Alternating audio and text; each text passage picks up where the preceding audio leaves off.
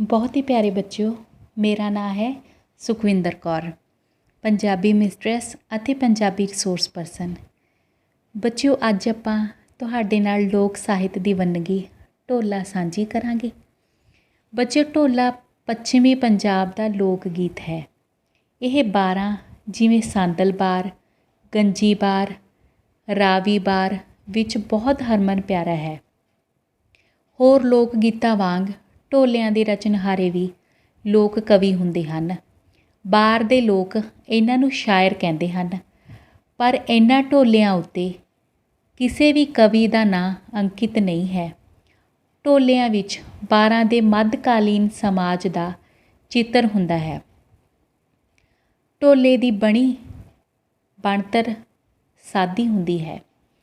ਪੋਠੋਹਾਰ, ਧਨੀ ਆਦਿ ਦੇ ਢੋਲੇ 3-3 ਸਤਰਾਂ ਦੇ ਹੁੰਦੇ ਹਨ, ਪਰ 12 ਦੇ ਢੋਲੇ ਲਮੇਰੇ ਹੁੰਦੇ ਹਨ। ਢੋਲੇ ਵਿੱਚ ਕਿਸੇ ਵਿਸ਼ੇਸ਼ ਛੰਦ ਦੀ ਵਰਤੋਂ ਨਹੀਂ ਹੁੰਦੀ। ਇਸ ਨੂੰ ਪੰਜਾਬ ਦੀ ਅਤਿ ਪੁਰਾਤਨ ਖੁੱਲ੍ਹੀ ਕਵਿਤਾ ਕਿਹਾ ਜਾ ਸਕਦਾ ਹੈ।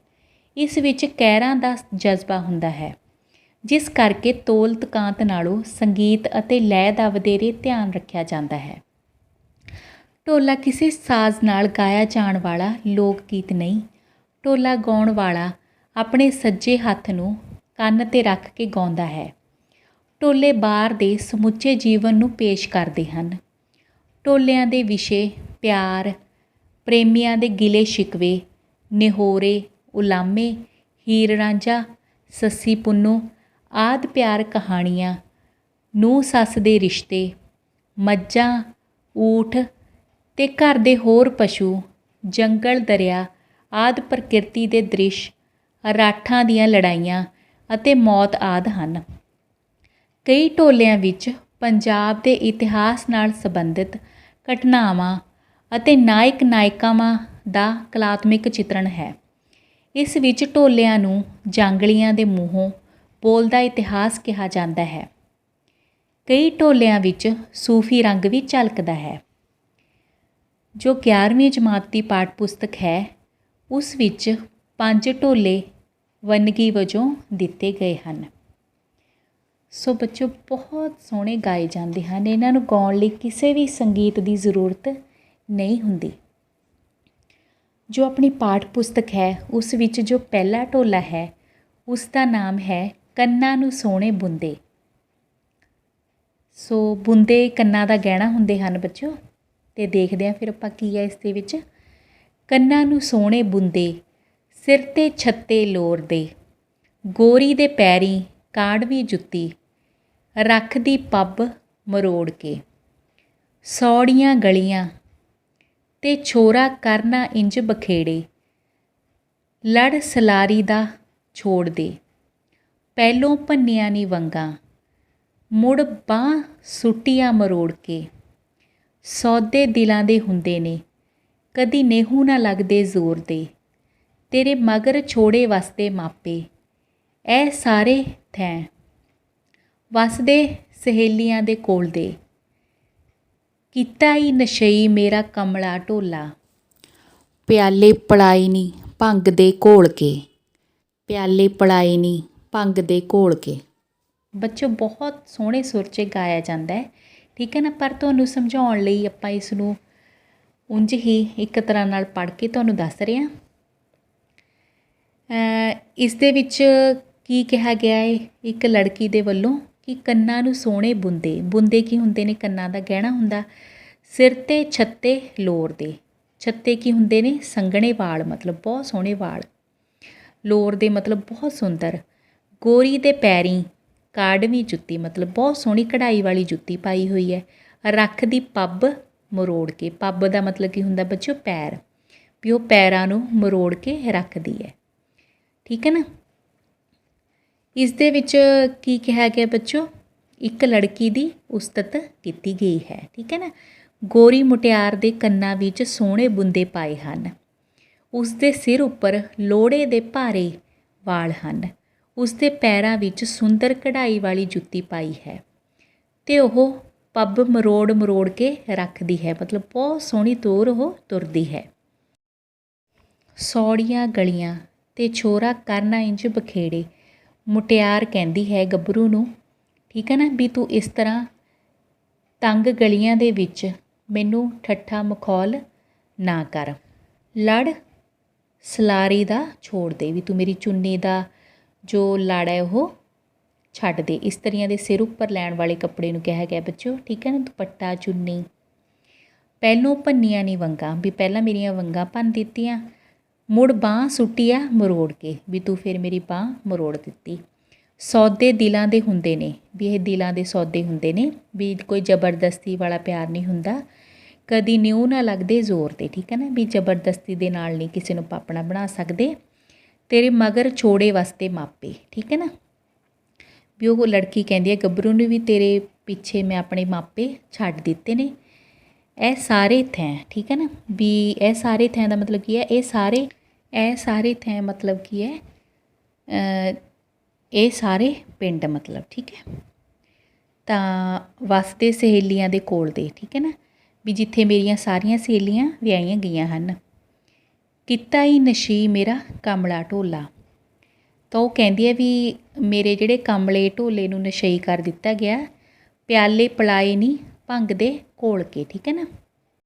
ਤਾਂ ਉਹ ਕਹਿੰਦੀ ਹੈ ਵੀ ਉਸ ਦਾ ਹੁਸਨ ਇੰਨਾ ਜ਼ਿਆਦਾ ਏ, ਠੀਕ ਹੈ ਨਾ, ਵੀ ਉਸਦੇ ਹੁਸਨ ਨੇ ਉਸ ਗੱਭਰੂ ਨੂੰ ਕੀ ਕਰਤਾ, ਇੱਕ ਭੰਗ ਦੇ ਨਸ਼ੇ ਦੀ ਤਰ੍ਹਾਂ ਕਿ ਉਸ ਨੂੰ ਨਸ਼ਈ ਕਰ ਦਿੱਤਾ, ਠੀਕ ਹੈ ਨਾ ਬੱਚਿਓ। ਅਤੇ ਇਸ ਦੇ ਨਾਲ ਸੰਬੰਧਿਤ ਜੋ ਪ੍ਰਸ਼ਨ ਉੱਤਰ ਨੇ, ਵੀ ਕੰਨਾਂ ਨੂੰ ਸੋਹਣੇ ਬੁੰਦੇ ਢੋਲੇ ਵਿੱਚ ਗੋਰੀ ਦੇ ਪੈਰਾਂ ਵਿੱਚ ਕਿਹੋ ਜਿਹੀ ਜੁੱਤੀ ਹੈ, ਕਾਢਵੀਂ ਜੁੱਤੀ ਹੈ। ਕੰਨਾਂ ਨੂੰ ਸੋਹਣੇ ਬੁੰਦੇ ਢੋਲੇ ਅਨੁਸਾਰ ਨੇਹੋ ਕਿਸ ਤਰ੍ਹਾਂ ਨਹੀਂ ਲੱਗਦੇ, ਮਤਲਬ ਜੋ ਸੰਬੰਧ ਹੁੰਦੇ ਨੇ ਕਿਸ ਤਰ੍ਹਾਂ ਨਹੀਂ ਉਹ ਰਿਸ਼ਤੇ ਬਣਦੇ ਜ਼ੋਰ ਨਾਲ। ਕੰਨਾਂ ਨੂੰ ਸੋਹਣੇ ਬੁੰਦੇ ਢੋਲੇ ਵਿੱਚ ਕਮਲੇ ਢੋਲੇ ਦੇ ਕਾਹਦੇ ਨਾਲ ਨਸ਼ਈ ਹੋਣ ਦਾ ਜ਼ਿਕਰ ਹੈ, ਹੁਸਨ ਦੇ ਨਾਲ, ਠੀਕ ਹੈ ਨਾ। ਫਿਰ ਉਸ ਤੋਂ ਬਾਅਦ ਆ ਗਿਆ ਬੱਚੋ ਬੁੱਤ ਬਨੋਟਿਆ। ਬੁੱਤ ਬਨੋਟਿਆ ਤੇਰੀ ਪੀਲ ਲੋੜੀਂਦੀ, ਕੋਲ ਵਸਿੰਦਿਆਂ ਦੀਆਂ ਓਟਾਂ ਚੰਗੀਆਂ। ਮੈਂ ਸਿਰੂ ਵਾਰ ਕੇ ਪਾਣੀ ਪੀਂਦੀ, ਮੈਂ ਮੁੱਠੀ ਮੀਟ ਕੇ ਬਹਿ ਗਈਆਂ, ਕੋਲੋਂ ਸੱਜਣਾ ਦੀ ਝੋਕ ਲਦਿੰਦੀ। ਮੈਂ ਪੈ ਕਪਰ ਨੂੰ ਪਈਆਂ, ਕੰਦੀ ਦੂਰ ਦਸਿੰਦੀ। ਅਗਲੇ ਲੱਦੀ ਜਾਂਦੇ ਨੂੰ ਪਿਛਲਿਆਂ ਦੀ ਰੁੰਗ ਸੁਣੀਂਦੀ। ਸਈਆਂ ਦੇਵਣ ਤਾਨੇ ਤਰਕਲਿਆਂ ਦੀ ਚੁੰਝੂ ਮੱਛੀ ਵਾਂਗ ਤਲੀਂਦੀ। ਦੁਖਿਆਰੇ ਮਰ ਕਿਉਂ ਨਾ ਵਹਿੰਦੇ, ਕਦੀ ਮੂੰਹ ਮੰਗਿਆ ਮੌਤ ਵੀ ਥੀਂਦੀ। ਇਸ ਜੀਵੇ ਨਾਲੋਂ ਮਰ ਜਾਵਣ ਚੰਗਾ ਹੁੰਦਾ ਏ, ਘੋਲ ਕੇ ਮੋਹਰਾ ਪੀਂਦੀ। ਇਹਨਾਂ ਵਣਾਂ ਵਿੱਚ ਨਿਕਲਣ ਯਾਰ ਅਸਾਡੇ, ਮੈਂ ਜਿੰਦੀਆਂ ਸਈਆਂ ਦੇ ਵਿੱਚ ਗਣੀਂਦੀ। ਬਹੁਤ ਸੋਹਣੇ ਅਲਫਾਜ਼ ਨੇ ਬੱਚਿਓ, ਅਤਿ ਸੁੰਦਰ। ਬੁੱਤ ਬਨੋਟਿਆ ਕਿਸ ਨੂੰ ਕਿਹਾ ਜਾਂਦਾ ਬੱਚਿਓ, ਪਿਆਰਿਆ ਵਣਾਂ ਦੇ ਬਿਰਖ ਨੂੰ, ਠੀਕ ਹੈ ਨਾ, ਬੁੱਤ ਬਨੋਟਿਆ ਭਾਵ ਕੋਈ ਉੱਤਰ ਨਾ ਦਿੰਦਾ ਨਾਇਕ। ਪੀਲ ਕੀ ਹੁੰਦਾ, ਛਿੱਲ। ਲੋੜੀਂਦੀ ਚਾਹੀਦੀ। ਰੁੰਗ ਦਾ ਮਤਲਬ ਕੀ ਹੁੰਦਾ, ਮੱਧਮ ਆਵਾਜ਼। ਮੋਹਰਾ ਕੀ ਹੁੰਦਾ ਬੱਚਿਓ, ਜ਼ਹਿਰ। ਇਸ ਦੇ ਵਿੱਚ ਕਿਹਾ ਗਿਆ ਹੈ ਕਿ ਇੱਕ ਲੜਕੀ ਜੋ ਆਪਣੇ ਨਾਇਕ ਨੂੰ ਕਹਿੰਦੀ ਹੈ ਅਤੇ ਦਰਦ ਭਰੀ ਆਵਾਜ਼ ਦੇ ਵਿੱਚ ਕਿ ਬੁੱਤ ਬਨੋਟਿਆ ਤੇਰੀ ਪੀਲ ਲੋੜੀਂਦੀ, ਠੀਕ ਹੈ ਨਾ, ਵੀ ਉਹ ਇਸ ਦੇ ਵਿੱਚ ਇੱਕ ਲੜਕੀ ਕਹਿੰਦੀ ਹੈ ਜੋ ਬੁੱਤ ਬਣਿਆ ਹੋਇਆ ਬਿਰਖ ਹੈ, ਵੀ ਉਹਦੀ ਛਿੱਲ ਭਾਵੇਂ ਲਮਕ ਰਹੀ ਹੈ, ਤੈਨੂੰ ਪਤਾ ਹੋਣਾ ਚਾਹੀਦਾ ਹੈ ਕਿ ਕੋਲ ਵਸਦੇ ਸੱਜਣਾ ਦਾ ਪਿਆਰ ਅਤੇ ਆਸਰਾ ਬਹੁਤ ਹੁੰਦਾ ਹੈ, ਅਤੇ ਮੈਂ ਕੋਲ ਵਸਦੇ ਸੱਜਣ ਦੇ ਸਿਰ ਤੋਂ ਪਾਣੀ ਵਾਰ ਕੇ ਪੀਂਦੀ, ਅਰਥਾਤ ਉਸ ਦੀਆਂ ਬਲਾਵਾਂ ਆਪਣੇ ਸਿਰ ਲੈਂਦੀ ਹਾਂ। ਜਦੋਂ ਤੋਂ ਮੇਰੇ ਕੋਲੋਂ ਸੱਜਣਾ ਦਾ ਟਿਕਾਣਾ ਦੂਰ ਚਲਾ ਗਿਆ ਹੈ, ਮੈਂ ਉਦੋਂ ਤੋਂ ਹੀ ਨਿਰਾਸ਼ ਅਤੇ ਬੇਵੱਸ ਜਿਹੀ ਹੋ ਕੇ ਬਹਿ ਗਈ ਹਾਂ। ਮੈਂ ਆਪਣੇ ਆਪ ਨੂੰ ਦਰਿਆ ਦੇ ਪਾਣੀ ਨਾਲ ਘੁੰਮਣ ਘੇਰੀਆਂ ਵਿੱਚ ਫਸੀ ਅਨੁਭਵ ਕਰ ਰਹੀ ਹਾਂ, ਅਤੇ ਇਸ ਵਿੱਚੋਂ ਬਾਹਰ ਨਿਕਲਣ ਲਈ ਕੰਢਾ ਮੈਨੂੰ ਦੂਰ ਦਿਖਾਈ ਦਿੰਦਾ ਹੈ। ਅਗਲੇ ਲੱਦੀ ਜਾਂਦੇ ਨੂੰ ਪਿਛਲਿਆਂ ਦੀ ਰੁੰਗ ਸੁਣੀਂਦੀ, ਠੀਕ ਹੈ ਨਾ, ਵੀ ਜਿਹੜੇ ਦੂਰ ਅੱਗੇ ਚਲੇ ਗਏ ਹਨ ਉਹਨਾਂ ਨੂੰ ਪਿਛਲਿਆਂ ਦੀ ਆਵਾਜ਼ ਬਹੁਤ ਮੱਧਮ ਸੁਣਾਈ ਦਿੰਦੀ ਹੈ। ਤਾਂ ਫਿਰ ਉਹ ਅੱਗੇ ਕੀ ਕਹਿੰਦੀ ਹੈ, ਸਈਆਂ ਦੇਵਣ ਤਾਨੇ ਤਰਕਲਿਆਂ ਦੀ ਚੁੰਝੂ ਮੱਛੀ ਵਾਂਗ ਤਲੀਂਦੀ, ਠੀਕ ਹੈ ਨਾ, ਵੀ ਸਈਆਂ ਮੈਨੂੰ ਤਾਨੇ ਦਿੰਦੀਆਂ ਨੇ ਵੀ ਚੱਲਦੇ ਹੋਏ ਚਰਖੇ ਦੇ ਤੱਕਲੇ ਦੀ ਆਵਾਜ਼ ਮੈਨੂੰ ਮੱਛੀ ਵਾਂਗ ਲੱਗ ਰਹੀ ਹੈ, ਅਰਥਾਤ ਦੁਖੀ ਕਰ ਰਹੀ ਹੈ। ਠੀਕ ਹੈ ਨਾ। ਦੁਖਿਆਰੇ ਮਰ ਕਿਉਂ ਨਾ ਵਹਿੰਦੇ। ਠੀਕ ਹੈ। ਮੈਂ ਕਹਿੰਦੀ ਹਾਂ ਕਿ ਉਸ ਵਰਗੀ ਦੁਖੀ ਕਿਉਂ ਨਾ ਮਰ ਜਾਵੇ, ਪਰ ਕਦੀ ਕਿਸੇ ਨੂੰ ਮੰਗਣ 'ਤੇ ਮੌਤ ਨਹੀਂ ਆਉਂਦੀ। ਅੱਗੇ ਫਿਰ ਉਹ ਕਹਿੰਦੀ ਹੈ, ਪਰ ਸੱਜਣ ਦੇ ਵਿਛੋੜੇ ਦੀ ਪੀੜ ਸਹਿੰਦਿਆਂ ਜਿਉਣਾ ਵੀ ਕੋਈ ਜਿਉਣਾ ਹੈ। ਠੀਕ ਹੈ ਨਾ। ਇਸ ਜੀਵੇ ਨਾਲੋਂ ਮਰ ਜਾਵਣ ਚੰਗਾ ਹੁੰਦਾ ਏ। ਠੀਕ ਹੈ ਨਾ। ਵੀ ਇਹੋ ਜਿਹੇ ਜੀਣ ਨਾਲੋਂ ਤਾਂ ਮਰ ਜਾਣਾ ਹੀ ਚੰਗਾ ਹੁੰਦਾ ਹੈ। ਘੋਲ ਕੇ ਮੋਹਰਾ ਪੀਂਦੀ, ਵੀ ਮੈਂ ਘੋਲ ਕੇ ਜ਼ਹਿਰ ਪੀ ਲਵਾਂ। ਇਹਨਾਂ ਵਣਾਂ ਵਿੱਚੋਂ ਨਿਕਲਣ ਯਾਰ ਅਸਾਡੇ। ਠੀਕ ਹੈ ਨਾ। ਫਿਰ ਉਹ ਕੁੜੀ ਕਹਿੰਦੀ ਹੈ ਵੀ ਜੇਕਰ ਵਣਾਂ ਦੇ ਰੁੱਖਾਂ ਵਿੱਚੋਂ ਕਿਧਰਿਓਂ ਮੇਰੇ ਸੱਜਣ ਨਿਕਲ ਆਵੇ, ਹੈ ਨਾ, ਮੈਂ ਜਿਉਂਦਿਆਂ ਸਹੀਆਂ ਵਿੱਚ ਗਣੀਂਦੀ, ਤਾਂ ਮੈਂ ਵੀ ਆਪਣੇ ਆਪ ਨੂੰ ਜਿਉਂਦਾ ਮੰਨਾਂਗੀ ਅਤੇ ਆਪਣੀਆਂ ਸਹੀਆਂ ਦੇ ਵਿੱਚ ਜਿਉਂਦੇ ਹੋ ਕੇ ਰਹਾਂਗੀ। ਠੀਕ ਹੈ ਨਾ। ਵੀ ਹੁਣ ਮੈਂ ਕੀ ਹਾਂ, ਬੇਜਾਨ ਹੈ, ਵੀ ਜਦੋਂ ਤੱਕ ਮੇਰਾ ਜੋ ਪਤੀ ਹੈ, ਮੇਰਾ ਨਾਇਕ, ਉਹ ਮੇਰੇ ਕੋਲ ਨਹੀਂ ਹੈ। ਠੀਕ ਹੈ। ਫਿਰ ਇਸ ਦੇ ਨਾਲ ਸੰਬੰਧਿਤ ਪ੍ਰਸ਼ਨ ਉੱਤਰ ਨੇ। ਬੁੱਤ ਬਨੋਟਿਆ ਢੋਲੇ ਵਿੱਚ ਮੁਟਿਆਰ ਦੇ ਕਿਹੋ ਜਿਹੇ ਭਾਵ ਅੰਕਿਤ ਕੀਤੇ ਗਏ ਹਨ? ਬਿਰਹੋ ਦੇ, ਦਰਦ ਭਰੇ, ਪੀੜ ਦੇ ਨਾਲ ਭਰੇ ਹੋਏ ਭਾਵ। ਸੱਜਣਾ ਦੇ ਦੂਰ ਹੋਣ ਕਾਰਨ ਬਿਰਹਣ ਦੀ ਹਾਲਤ ਕਿਹੋ ਜਿਹੀ ਹੈ? ਬੇਵਸੀ ਭਰੀ।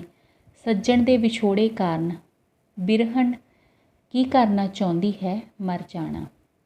ਬਿਰਹਣ ਕਿਸ ਤਰ੍ਹਾਂ ਜਿਉਂਦਿਆਂ ਵਿੱਚ ਗਿਣੀ ਜਾਵੇਗੀ ਜਦੋਂ ਉਸਦੇ ਸੱਜਣ ਦਾ ਮਿਲਾਪ ਹੋ ਜਾਵੇਗਾ। ਠੀਕ ਹੈ ਨਾ। ਫਿਰ ਉਸ ਤੋਂ ਬਾਅਦ ਆ ਗਿਆ ਬੱਚੋ ਉੱਭੇ ਦੇ ਬੱਦਲ। ਉੱਭੇ ਦੇ ਬੱਦਲ ਵਾਹ ਪੂਰੇ ਦੀ ਆਂਦੇ ਨੂੰ ਜਾ ਕੇ। ਤਾਂ ਇਸ ਦੇ ਵਿੱਚ ਕੀ ਕਿਹਾ ਗਿਆ? ਇਹਨਾਂ ਸਤਰਾਂ ਦੇ ਵਿੱਚ ਜੋ ਇੱਕ ਲੜਕੀ ਹੈ, ਠੀਕ ਹੈ, ਆਪਣੇ ਪ੍ਰੀਤਮ ਦੀ ਬੇਵਫਾਈ ਤੋਂ ਉਪਜਿਆ ਦੁੱਖ ਅੰਕਿਤ ਕਰਦੀ ਹੈ। ਇਹ ਵੀ ਇੱਕ ਤਰ੍ਹਾਂ ਨਾਲ ਦੁੱਖ ਦੇ ਵਿੱਚ ਹੀ ਗਾਇਆ ਗਿਆ ਢੋਲਾ ਹੈ। ਠੀਕ ਹੈ ਨਾ। ਉੱਭੇ ਦੇ ਬੱਦਲ ਵਾਹ ਪੂਰੇ ਦੀ ਆਂਦੇ ਨੂੰ ਚਾਹ ਕੇ, ਉਹ ਤਾਂ ਭੈੜੇ ਲੱਦੀ ਜਾਂਦੇ ਨੂੰ, ਜਿਨ੍ਹਾਂ ਆਂਦੇ ਨੇ ਸਾਥ ਰਲਾ ਕੇ। ਸੱਦਿਆਂ ਸੱਦ ਨਾ ਦਿੰਦੇ, ਖਲੀਆਂ ਸੱਦ ਬੁਲਾ ਕੇ। ਛੱਲੇ ਸਾਡੇ ਲਾ ਲਿਆ ਨੀ, ਉਹ ਨਿੰਗਰ ਅਗਲੇ ਵਸਾਤੇ। ਮਨ ਸਾਡੇ 'ਤੇ ਨਿੱਤ ਅਣਾਈਆਂ, ਫੁੱਲ ਵੀ ਗਏ ਨੇ ਸਾਵੇ ਘੁਮਾ ਕੇ। ਰਲੀਆਂ ਜੋੜੀਆਂ ਨੂੰ ਰੱਬ ਨਾ ਘੱਤੇ ਫੋਟੇ, ਉਹਨਾਂ ਦੀ ਕੂਕ ਵੀ ਸੁਣੀਂਦੀ ਏ ਵਿੱਚ ਦਰਗਾਹ ਦੇ। ਇਹਨਾਂ ਵਣਾਂ ਵਿੱਚੋਂ ਨਿਕਲ ਆਵੀਂ ਉਹ ਰੰਗੀ ਮੌਲਾ, ਝਗੜੇ ਜਾਵੀਂ ਉਹ ਕੁੱਲ ਮੁਕਾ ਕੇ। ਬੱਚਿਓ ਇਹ ਬਾਹਰ ਦੇ ਇਲਾਕੇ ਦੇ ਗਾਏ ਜਾਣ ਵਾਲਾ ਜੋ ਲੋਕ ਗੀਤ ਹੈ ਢੋਲਾ ਇਹ। ਸੋ ਇਸ ਕਰਕੇ ਆਪਾਂ ਨੂੰ ਥੋੜ੍ਹੀ ਜਿਹੀ ਜੋ ਪੰਜਾਬੀ ਉਪਬੋਲੀ ਦਾ ਵਖਰੇਵਾਂ ਆਪਾਂ ਨੂੰ ਲੱਗ ਰਿਹਾ ਹੋਵੇਗਾ, ਹੈ ਨਾ। ਸੋ ਕੋਈ ਨਹੀਂ, ਜਦੋਂ ਆਪਾਂ ਵਿਆਖਿਆ ਕਰਾਂਗੇ ਨਾ ਆਪਾਂ ਨੂੰ ਸਮਝ ਆ ਜਾਵੇਗਾ, ਹੈ ਨਾ। ਉੱਭਾ ਕੀ ਹੁੰਦਾ ਬੱਚਿਓ? ਠੀਕ ਹੈ ਨਾ। ਵੀ ਸੂਰਜ ਨਿਕਲਣ ਦੀ ਦਿਸ਼ਾ ਮਤਲਬ ਪੂਰਬ, ਪੂਰਾ ਆਕਾਸ਼। ਠੀਕ ਹੈ ਨਾ। ਤਾਂ ਉਹ ਕੀ ਕਹਿੰਦੀ ਹੈ? ਉੱਭੇ ਦੇ ਬੱਦਲ ਵਾਹ ਪੂਰੇ ਦੀ। ਉੱਭੇ ਦੇ ਤਾਂ ਬੱਦਲ ਨੇ ਪੂਰਬ ਦੇ। ਵਾਹ ਕੀ ਹੁੰਦੀ ਹੈ? ਹਵਾ ਕਿੱਥੋਂ ਦੀ ਹੈ? ਠੀਕ ਹੈ ਨਾ। ਹਵਾ ਪੂਰੇ ਦੀ ਹੈ। ਪੂਰੇ ਦੀ ਹਵਾ ਆਪਾਂ ਕਹਿੰਦੇ ਵੀ ਹੱਡਾਂ 'ਚ ਵੀ ਦਰਦ ਹੁੰਦਾ ਹੈ, ਹੈ ਨਾ, ਇੱਦਾਂ ਦੀ ਹਵਾ ਹੁੰਦੀ ਹੈ। ਆਂਦੇ ਨੂੰ, ਠੀਕ ਹੈ, ਚਾਹ ਕੇ ਮਤਲਬ ਚੁੱਕ ਕੇ। ਠੀਕ ਹੈ। ਇਸ ਦੇ ਵਿੱਚ ਉਹ ਕਹਿੰਦੀ ਹੈ ਕਿ ਮਤਲਬ ਮੇਰੇ ਦਰਦ ਇੰਨਾ ਅੰਦਰ ਭਰਿਆ ਹੋਇਆ ਕਿ ਪੂਰੇ ਦੀ ਹਵਾ ਨੇ ਹੌਂਕਿਆਂ ਦੇ ਬੱਦਲ ਚੁੱਕ ਕੇ ਲੈ ਆਉਂਦੇ ਹਨ। ਠੀਕ ਹੈ ਨਾ। ਵੀ ਇੱਦਾਂ ਲੱਗ ਰਿਹਾ ਮੈਨੂੰ, ਜਿਨ੍ਹਾਂ ਆਂਦੇ ਨੇ ਸਾਥ ਰਲਾ ਕੇ। ਵੀ ਉਹ ਦੋਨੋਂ ਕਿੱਦਾਂ ਹੈ? ਵੀ ਉਹ ਜਿਵੇਂ ਸਾਥ ਮਿਲ ਕੇ ਆਏ ਸੀ, ਮਤਲਬ ਜਿਸ ਨੇ ਮੈਨੂੰ ਆਪਣੇ ਸਾਥ ਨਾਲ ਰਲਾ ਦਿੱਤਾ ਸੀ। ਠੀਕ ਹੈ। ਵੀ ਮੇਰਾ ਭੈੜਾ ਪ੍ਰੀਤਮ ਤਾਂ ਕਿਤੇ ਦੂਰ ਤੁਰਿਆ ਜਾਂਦਾ ਹੈ, ਪਰ ਇਹ ਜੋ ਹਵਾ ਹੈ ਮੇਰੇ ਅੰਦਰ ਕੀ ਭਰ ਰਹੀ ਹੈ? ਉਹ ਦਰਦ ਭਰ ਰਹੀ ਹੈ। ਸੱਦਿਆਂ ਸੱਤ ਨਾ ਦਿੰਦੇ, ਮਤਲਬ ਸੱਦਿਆਂ ਸੱਦ ਨਾ ਦਿੰਦੇ, ਖਲੀਆਂ ਸੱਦ ਬੁਲਾ ਕੇ। ਠੀਕ ਹੈ ਨਾ। ਵੀ ਹੁਣ ਉਹ ਮੇਰੇ ਆਵਾਜ਼ਾਂ ਮਾਰਨ 'ਤੇ ਵੀ ਆਵਾਜ਼ ਨਹੀਂ ਦਿੰਦਾ, ਜਦ ਕਿ ਮੈਂ ਉਹਨੂੰ ਖੜੀ ਹੋ ਕੇ ਸੱਦ ਰਹੀ ਹਾਂ। ਠੀਕ ਹੈ। ਉਹਨੂੰ ਬਾਰ-ਬਾਰ ਕੀ ਕਰ ਰਹੀ ਹਾਂ? ਬੁਲਾ ਰਹੀ ਹਾਂ। ਫਿਰ ਛੱਲੇ ਸਾਡੇ ਲਾ ਲਿਆ ਨੀ, ਉਹ ਨਿੰਗਰ ਅਗਲੇ ਵਸਾਤੇ। ਠੀਕ ਹੈ ਨਾ। ਫਿਰ ਉਹ ਕੀ ਕਹਿੰਦੀ ਹੈ? ਵੀ ਉਸ ਗੱਭਰੂ ਨੇ ਧੋਖੇ ਨਾਲ ਮੇਰੇ ਹੱਥ ਵਿੱਚੋਂ ਪਿਆਰ ਦੇ ਛੱਲੇ ਨੇ ਜਿਹੜੀ ਨਿਸ਼ਾਨੀ ਸੀ ਉਹ ਲਾ ਲਈ। ਠੀਕ ਹੈ। ਪਰ ਉਸਨੇ ਵਫਾ ਨਹੀਂ ਕੀਤੀ, ਉਸਨੇ ਮੇਰੇ ਮਨ ਲਈ ਕੋਈ ਵਫਾ ਨਹੀਂ ਕੀਤੀ। ਠੀਕ ਹੈ। ਮਨ ਸਾਡੇ 'ਤੇ ਨਿੱਤ ਅਣਾਈਆਂ। ਫਿਰ ਉਹ ਕਹਿੰਦੀ ਅਣਾਈਆਂ ਮਤਲਬ ਆਈਆਂ। ਵੀ ਸਾਡੇ ਮਨ 'ਤੇ ਰੋਜ਼ ਚਿੰਤਾ ਪਰੇਸ਼ਾਨੀ ਛਾਈ ਰਹਿੰਦੀ ਹੈ। ਫੁੱਲ ਵੀ ਗਏ ਨੇ ਸਾਵੇ ਕੁਮਾ ਕੇ, ਠੀਕ ਹੈ ਨਾ। ਕੁਮਾ ਕੇ ਮਤਲਬ ਕੁਮਲਾ ਗਏ, ਜਿੰਨੇ ਵੀ ਫੁੱਲ ਸੀ ਉਹ ਵੀ ਕੀ ਹੋ ਗਏ, ਕੁਮਲਾ ਗਏ ਨੇ। ਫਿਰ ਉਹ ਕੀ ਕਹਿੰਦੀ ਆ, ਰਲੀਆਂ ਜੋੜੀਆਂ ਨੂੰ ਰੱਬ ਨਾ ਘੱਤੇ ਹੋਟੇ, ਵੀ ਜੋ ਵੀ ਜੋੜੀਆਂ ਹਨ, ਠੀਕ ਹੈ, ਰੱਬ ਨੇ ਪ੍ਰੇਮੀਆਂ ਦੀਆਂ ਰਲੀਆਂ ਜੋੜੀਆਂ ਵਿੱਚ ਵਿਛੋੜੇ ਪਾ ਕੇ ਬਹੁਤ ਬੇਨਿਆਈ ਕੀਤੀ ਹੈ, ਠੀਕ ਹੈ ਨਾ, ਵੀ ਚੰਗਾ ਨਹੀਂ ਕੀਤਾ। ਉਹਨਾਂ ਦੀ ਕੂਕ ਵੀ ਸੁਣੇਂਦੀ ਹੈ ਵਿੱਚ ਦਰਗਾਹ ਦੇ। ਇਸ ਸਥਿਤੀ ਵਿੱਚ ਜੋ ਲੋਕ ਵਿਛੜ ਜਾਂਦੇ ਨੇ, ਉਹਨਾਂ ਦੀ ਕੂਕ ਪੁਕਾਰ ਰੱਬ ਦੀ ਦਰਗਾਹ ਤੱਕ ਪਹੁੰਚਦੀ ਹੈ। ਇਹਨਾਂ ਵਣਾਂ ਵਿੱਚੋਂ ਨਿਕਲ ਆਵੀਂ ਓ ਰੰਗੀ ਮੌਲਾ, ਝਗੜੇ ਜਾਵੀਂ ਓ ਕੁੱਲ ਮੁਕਾ ਕੇ, ਠੀਕ ਹੈ ਨਾ, ਵੀ ਹੇ ਮੇਰੇ ਪਰਮਾਤਮਾ, ਹੇ ਮੌਲਾ, ਤੂੰ ਇਹਨਾਂ ਵਣਾਂ ਦੇ ਵਿੱਚੋਂ ਨਿਕਲ ਕੇ ਆ, ਮੇਰੇ ਵੀ ਜੋ ਦੁੱਖ ਨੇ ਉਹ ਸਾਰਿਆਂ ਨੂੰ ਕੀ ਕਰ, ਮੇਰਿਆਂ ਨੂੰ ਸ਼ਾਂਤ ਕਰ, ਠੀਕ ਹੈ ਨਾ, ਵੀ ਮੇਰੇ ਦੁੱਖਾਂ ਨੂੰ ਤੂੰ ਸੁਣ। ਸੋ ਇਸ ਦੇ ਵਿੱਚ ਬੱਚੋ ਕੁੱਲ ਜੋ ਪ੍ਰਸ਼ਨ ਉੱਤਰ ਨੇ ਕੁਝ ਆਪਾਂ ਤੁਹਾਡੇ ਨਾਲ ਸਾਂਝੇ ਕਰਦੇ ਹਾਂ। ਉੱਭੇ ਦੇ ਬੱਦਲ ਢੋਲੇ ਵਿੱਚ ਕਿਹੋ ਜਿਹੇ ਭਾਵ ਅੰਕਿਤ ਕੀਤੇ ਹਨ, ਬਿਰਹਾ ਦੇ। ਉੱਭੇ ਦੇ ਬੱਦਲ ਢੋਲੇ ਵਿਚਲਾ ਪ੍ਰੇਮੀ ਕਿਹੋ ਜਿਹਾ ਹੈ, ਬੇਵਫਾ। ਉੱਭੇ ਦੇ ਬੱਦਲ ਢੋਲੇ ਵਿੱਚ ਪ੍ਰੇਮਿਕਾ ਕੀ ਚਾਹੁੰਦੀ ਹੈ, ਆਪਣੇ ਜੋ ਦੁੱਖ ਨੂੰ ਦੂਰ ਕਰਨਾ ਚਾਹੁੰਦੀ ਹੈ, ਠੀਕ ਹੈ ਨਾ, ਰੱਬ ਅੱਗੇ ਫਰਿਆਦ ਕਰਦੀ ਹੈ। ਅੱਗੇ ਬੱਚੋ ਮੀਆਂ ਰਾਂਝਾ। ਮੁੱਦ ਫਿਕਰ ਹੋ ਕੇ ਟੁਰਿਆ ਸੂ ਮੀਆਂ ਰਾਂਝਾ, ਕੰਦੀ ਲਈ ਸੂ ਮੱਲ ਚਨਾ ਦੀ। ਭਾਈ ਰਾਂਝਣ ਦੇ ਬਾਹਾਂ ਬੰਨ ਅਰਜ਼ ਕਰੇਂਦ ਨੂੰ, ਪੀੜ ਵੀ ਉੱਠੀ ਨੇ ਹਾਂ ਦੀ। 7 ਭਰਜਾਈਆਂ ਤਾਬੇਦਾਰ ਉਹ ਭਾਈ ਰਾਂਝਣ, ਮਨ ਅਰਜ਼ੋਈ ਕਾਈ ਤਾਂ ਕਰੇਹਾਂ ਗੱਲ ਨਿਆਂ ਦੀ। ਫਿੱਟੀ ਕੀਤੀ ਵੈਨਾ ਏ ਮਿਲਕ ਪਿਓ ਤੇ ਦਾਦੇ ਦੀ, ਅਸੀਂ ਦਰੋਹੀ ਪਏ ਦੇਨੇ ਆ ਅੱਲਾ ਦੇ ਨਾਂ ਦੀ। ਰਾਂਝਾ ਪਿਆ ਹੋਂਦਾ ਉਹ ਭਰਾਵੋ, ਮੇਰਾ ਰੂਹ ਹੀਰ ਕਾਣ ਮੁੱਝ ਗਿਆ ਹੈ। ਭੈੜਾ ਦਿਲ ਰਿਹਾੜ ਕਰੇਂਦਾ ਹੈ, ਮੈਂ ਸਿਆਲਾਂ ਨੂੰ ਵੰਝਣਾ, ਪਰਵਾਹ ਨਾ ਕਾਈ ਧੁੱਪ ਤੇ ਛਾਂ ਦੀ। ਮੁੱਦ ਕੀ ਆ ਬੱਚੋ, ਫਿਕਰ, ਫਿਕਰਮੰਦ। ਫਿੱਟੀ ਛੱਡੀ, ਵੈਨਾ ਏ ਜਾ ਰਿਹਾ, ਮਿਲਕ ਜਾਇਦਾਦ, ਦਰੋਹੀ ਮਤਲਬ ਦੁਹਾਈ, ਅੱਲਾ ਮਤਲਬ ਰੱਬ, ਵੰਝਣਾ ਜਾਣਾ, ਕਾਣ ਵਿੱਚ ਮੂਝ ਲੱਗ ਗਿਆ, ਰਿਹਾੜ ਜ਼ਿੱਦ ਕਰਨਾ, ਠੀਕ ਹੈ ਨਾ। ਇਸ ਦੇ ਵਿੱਚ ਕੀ ਕਿਹਾ ਗਿਆ ਬੱਚੋ, ਵੀ ਭਰਾਵਾਂ ਤੇ ਭਰਜਾਈਆਂ ਦੇ ਸਲੂਕ ਤੋਂ ਤੰਗ ਆ ਕੇ ਤੇ ਹੀਰ ਦੇ ਪਿਆਰ ਦਾ ਖਿੱਚਿਆ ਰਾਂਝਾ ਫਿਕਰਮੰਦ ਹੋ ਕੇ ਘਰੋਂ ਚਲਿਆ ਜਾਂਦਾ ਹੈ ਤੇ ਝਨਾ ਦੇ ਕੰਢੇ ਕੰਢੇ 'ਤੇ ਚੱਲ ਪਿਆ ਹੈ, ਠੀਕ ਹੈ ਨਾ। ਤਾਂ ਪਿੱਛੋਂ ਰਾਂਝੇ ਦੇ ਭਰਾ ਉਸ ਨੂੰ ਮੋੜਨ ਲਈ ਆਏ। ਉਹ ਹੱਥ ਬੰਨ੍ਹ ਕੇ ਉਹਨਾਂ ਨੇ ਬੇਨਤੀਆਂ ਕੀਤੀਆਂ। ਉਹਨਾਂ ਦੇ ਮਨਾਂ ਵਿੱਚ ਭਰਾ ਦੇ ਵਿਛੋੜੇ ਕਾਰਨ ਕਲੇਜਾ ਸਾੜਵੀਂ ਪੀੜ ਉੱਠ ਪਈ ਸੀ, ਮਤਲਬ ਬਹੁਤ ਪੀੜ ਉੱਠ ਪਈ ਸੀ। ਉਹਨਾਂ ਕਿਹਾ ਕਿ ਭਰਾ ਰਾਂਝਿਆ, 7 ਭਰਜਾਈਆਂ ਤੇਰੀਆਂ ਦਾਸੀਆਂ ਹਨ, ਤੂੰ ਪਿਓ ਦਾਦੇ ਦੀ ਜ਼ਮੀਨ ਛੱਡ ਕੇ ਜਾ ਰਿਹਾ ਹੈ, ਇਹ ਠੀਕ ਨਹੀਂ। ਅਸੀਂ ਰੱਬ ਦੇ ਨਾਂ ਦੀ ਦੁਹਾਈ ਦੇ ਕੇ ਕਹਿੰਦੇ ਹਾਂ ਕਿ ਤੂੰ ਵਾਪਸ ਘਰ ਮੁੜ ਪੈ। ਰਾਂਝਾ ਘਰ ਮੁੜਨ ਨੂੰ ਤਿਆਰ ਨਹੀਂ। ਉਹ ਆਪਣੇ ਭਰਾਵਾਂ ਨੂੰ ਕਹਿਣ ਲੱਗਾ ਕਿ ਮੇਰਾ ਦਿਲ ਹੀਰ ਵਿੱਚ ਲੱਗ ਗਿਆ ਹੈ, ਇਹ ਭੈੜਾ ਦਿਲ ਅੜੀ ਕਰ ਰਿਹਾ ਹੈ, ਜਿਸ ਕਰਕੇ ਮੈਂ ਹੀਰ ਦੇ ਪਿੰਡ ਸਿਆਲਾਂ ਨੂੰ ਜਾਣਾ ਹੀ ਹੈ ਅਤੇ ਇਸ ਲਈ ਮੈਨੂੰ ਰਾਹ ਵਿੱਚ ਆਉਣ ਵਾਲੇ ਕਿਸੇ ਮੁਸੀਬਤ ਦੀ ਜੋ ਪਰਵਾਹ ਨਹੀਂ ਹੈ। ਸੋ ਇੱਕ ਤਰ੍ਹਾਂ ਨਾਲ ਕਹਾਣੀ ਹੈ ਬੱਚੋ ਰਾਂਝੇ ਦੀ ਇਸ ਦੇ ਵਿੱਚ। ਅਤੇ ਫਿਰ ਉਸ ਤੋਂ ਬਾਅਦ ਪ੍ਰਸ਼ਨ ਉੱਤਰ ਨੇ ਕਿ ਮੀਆਂ ਰਾਂਝਾ ਢੋਲੇ ਵਿੱਚ, ਰਾਂਝਾ ਕਿਹੜੇ ਦਰਿਆ ਦੇ ਕੰਢੇ ਕੰਢੇ ਚੱਲ ਪਿਆ ਸੀ, ਝਨਾ ਦੇ। ਰਾਂਝੇ ਨੂੰ ਮੋੜਨ ਕੌਣ ਆਇਆ, ਉਸ ਦੇ ਭਰਾ। ਰਾਂਝੇ ਦੇ ਕਿੰਨੀਆਂ ਭਰਜਾਈਆਂ ਸਨ, 7। ਰਾਂਝੇ ਦਾ ਦਿਲ ਕਿਸ ਵੱਲ ਲੱਗ ਗਿਆ ਸੀ, ਹੀਰ ਦੇ ਵੱਲ, ਠੀਕ ਹੈ ਨਾ। ਫਿਰ ਉਸ ਤੋਂ ਬਾਅਦ ਅੱਗੇ ਆ ਗਿਆ ਬੱਚੋ ਕੈਲੀਆਂ ਤੇ ਕਾਲੀਆਂ ਮੱਝਾਂ। ਕੈਲੀਆਂ ਤੇ ਕਾਲੀਆਂ ਮੱਝਾਂ ਅੱਲਾ ਅਰਸ਼ਾਂ ਤੋਂ ਆਉਂਦੀਆਂ, ਦਰਿਆ ਪੇ ਸੋਹਣੇ ਲੱਗਦੇ ਨੇ, ਜਿਸ ਵੇਲੇ ਚਰ ਚਰ ਕੇ ਬੇਲੇ 'ਚੋਂ ਪੱਤਣਾਂ 'ਤੇ ਲਹਾਉਂਦੀਆਂ, ਮਾਰਨ ਟੁੱਬੀਆਂ ਲੈਣ ਤਾਰੀਆਂ, ਜਿਵੇਂ ਝਾਬਾਂ ਨਾਲ ਪੱਕੇ ਨੇ ਖਾਂਦੀਆਂ, ਛੇੜੂਆਂ ਗੋਡੇ ਮਾਰ ਉਠਾਲੀਆਂ, ਸਾਵਣ ਮਾਹ ਖਾੜੀ ਜਾਣ ਉਗਲਾਉਂਦੀਆਂ। ਸਵਾਣੀਆਂ ਨੂੰ ਟੁੱਕਰ ਨਾ ਰੁਚਦਾ, ਜਿਸ ਵੇਲੇ ਵੇਖਣ ਭੁੱਖੀਆਂ ਤੇ ਮਾਂਦੀਆਂ। ਖੜੀਆਂ ਤੇ ਮੋਈਆਂ ਦੀਆਂ ਸੱਟਾਂ ਉਹ ਝੱਲਦੇ ਨੇ, ਜਿਨ੍ਹਾਂ ਦੀਆਂ ਪਸਲੀਆਂ ਸਾਰਦੀਆਂ।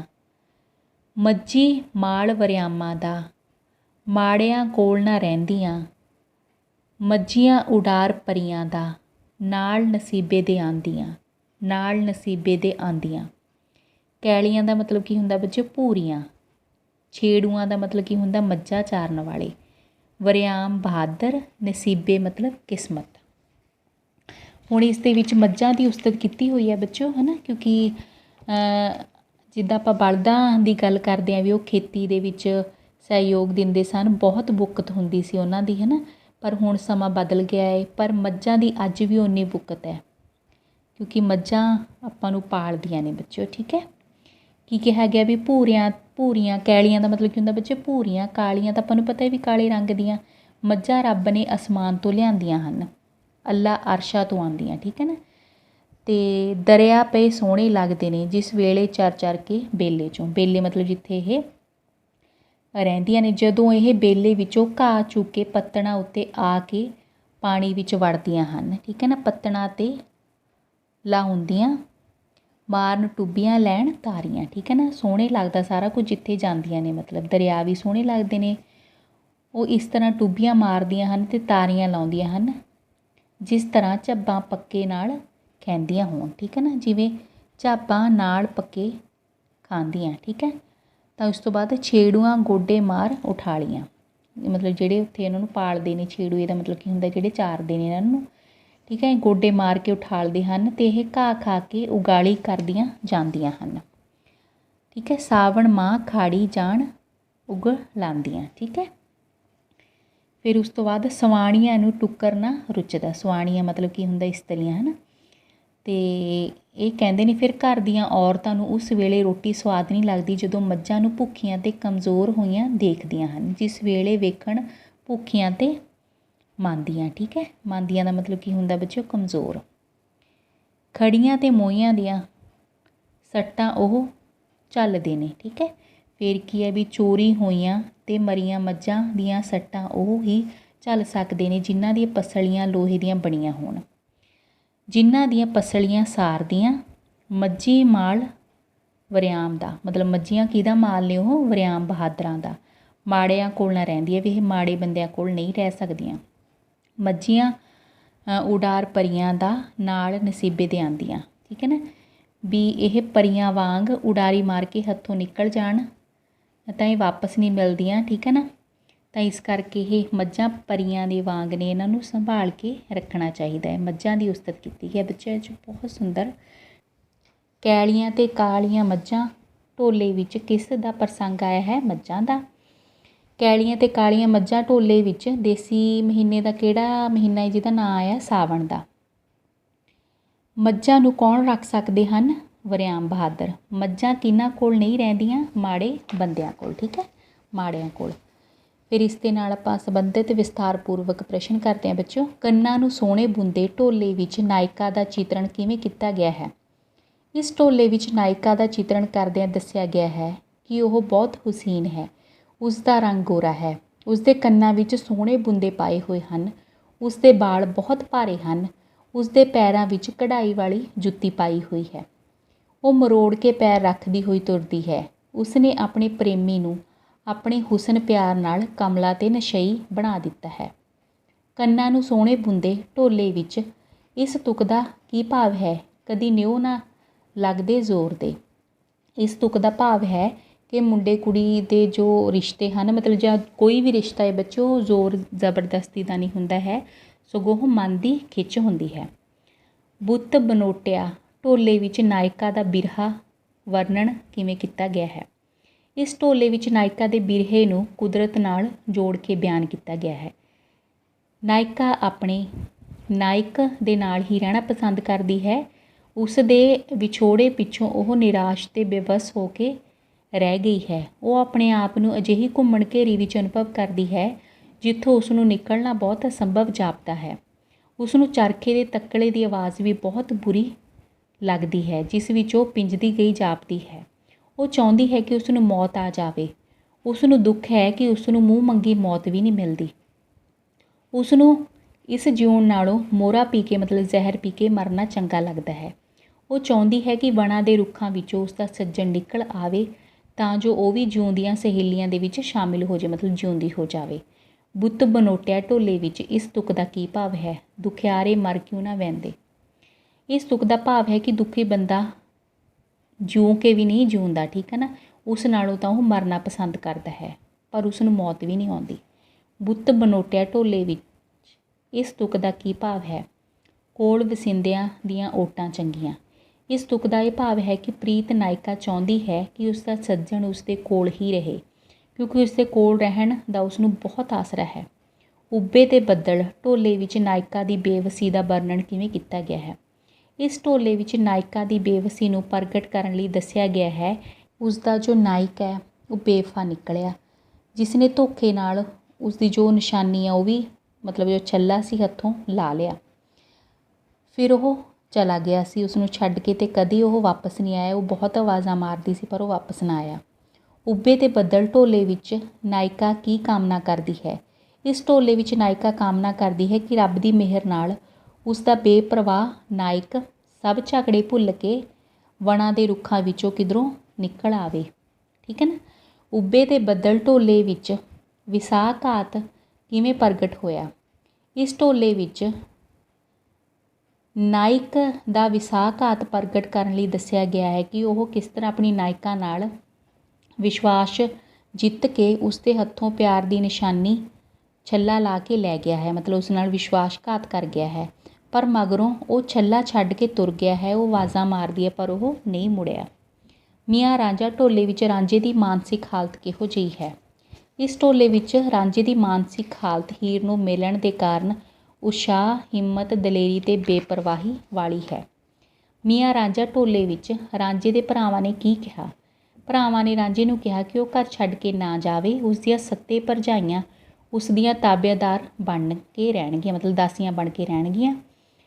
ਉਸ ਨੂੰ ਆਪਣੇ ਪਿਓ ਦਾਦੇ ਦੀ ਜਾਇਦਾਦ ਛੱਡ ਕੇ ਜਾਣਾ ਨਹੀਂ ਚਾਹੀਦਾ। ਉਹ ਰੱਬ ਦੇ ਨਾਂ ਦੀ ਦੁਹਾਈ ਪਾਉਂਦੇ ਹਨ ਕਿ ਉਹ ਘਰ ਮੁੜ ਆਵੇ। ਮੀਆਂ ਰਾਂਝਾ ਢੋਲੇ ਵਿੱਚ ਰਾਂਝੇ ਨੇ ਆਪਣੇ ਭਰਾਵਾਂ ਨੂੰ ਕੀ ਕਿਹਾ? ਰਾਂਝੇ ਨੇ ਆਪਣੇ ਭਰਾਵਾਂ ਨੂੰ ਕਿਹਾ ਕਿ ਉਸ ਦਾ ਮਨ ਹੀਰ ਵਿੱਚ ਲੱਗ ਗਿਆ ਹੈ। ਉਸ ਦਾ ਦਿਲ ਜ਼ਿੱਦ ਕਰ ਰਿਹਾ ਹੈ ਕਿ ਉਹ ਹੀਰ ਨੂੰ ਮਿਲੇ, ਇਸ ਕਰਕੇ ਹੁਣ ਉਸ ਨੂੰ ਕਿਸੇ ਦੀ ਪਰਵਾਹ ਨਹੀਂ ਹੈ।